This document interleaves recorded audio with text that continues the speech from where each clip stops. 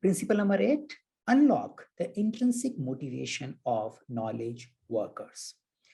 Now, we have been talking about processes, we have been talking about integration, system view, learning fast and improving things, but people play an important role in today's knowledge worker work. There is a need of a creativity, just process cannot take care of everything. Say, I can make someone come to the office, but I cannot make someone think creatively about solving a problem. The person may think or may not think. That's more or less on his own wish. I can't force a creative thinking in somebody's head as a leader or as an organization. So what can I do as a leader if I'm leading a group of people? How can I make them creative? So I probably focus on creating an environment which promotes creativity, which promotes people taking ownership, which promotes people want to do the challenging stuff. So this particular principle is saying that you need to motivate, you need to create an environment which motivate people for taking the challenging work, and you should focus more and more on intrinsic motivation. Now, again, it's a motivation. There are, I think, hundreds of theory related to motivations, but the whole idea which we are focusing here is on the knowledge worker. And one of the assumptions in my belief is that their hygiene needs are taken care, are expected to be taken care. So the Daniel Pink, the research related to the book named Drive talks about when you pay people enough, they stop thinking about the money, they need something else to motivate them. But again, definitely you need to pay people enough so they are not thinking about the money. The previous hygiene theory also talks about it, that we have hygiene factors. Once the hygiene factors taken care, even if you take care more of those factors, they won't motivate.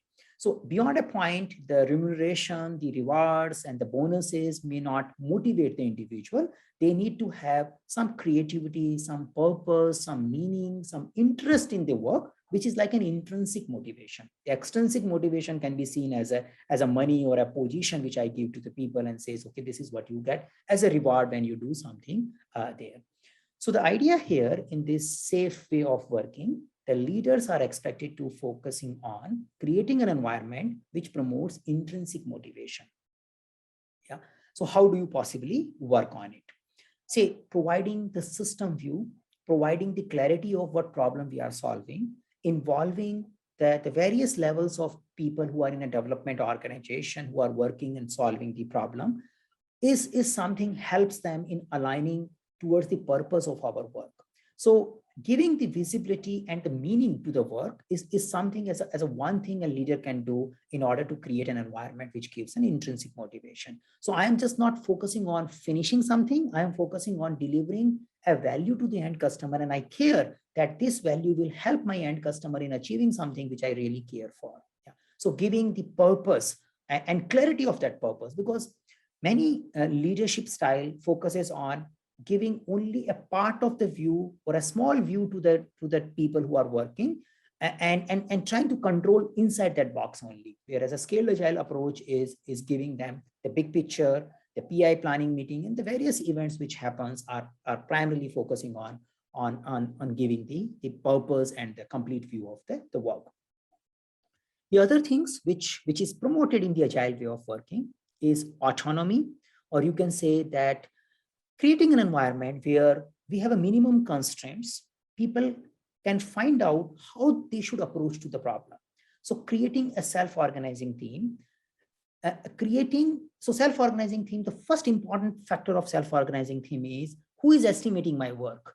Yeah, if I have been given freedom to estimate and plan my work, I believe that's the first thing. That's a starting point. So in the Scaled Agile framework, the teams, the individuals who are working and doing things, they are expected to plan their work, they are expected to estimate their work, and they are expected to find a better way of doing their own work.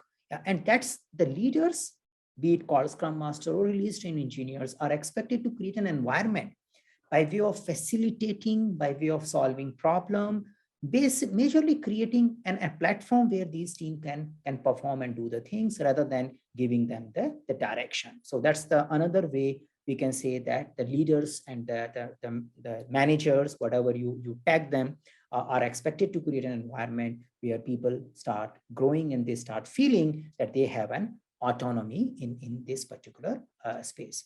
The another factor, and these three things are primarily driven by the book Drive, which is referred as one of the research or a source for this thought. The another factor is ability to innovate and master the craft.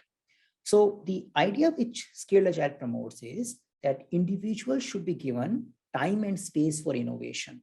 There has to be a space for mastery. We need to create an urge for improving your craft.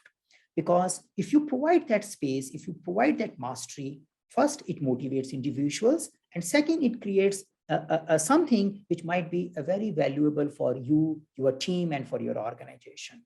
So rather than focusing on bonuses and punishments and those extrinsic motivation, the leadership roles in Scaled Agile are expected to focus more on sharing the system view, giving the big picture, aligning the purpose, creating a space for self-organizing teams, self-organizing individuals, giving them sufficient amount of autonomy, and then helping them in improving their craft by way of giving them time and space and influencing them for mastering what they are doing. So mastery, purpose, and autonomy, these are the three ways the Scaled Agile environment leader can help their team in order to improve their intrinsic motivation.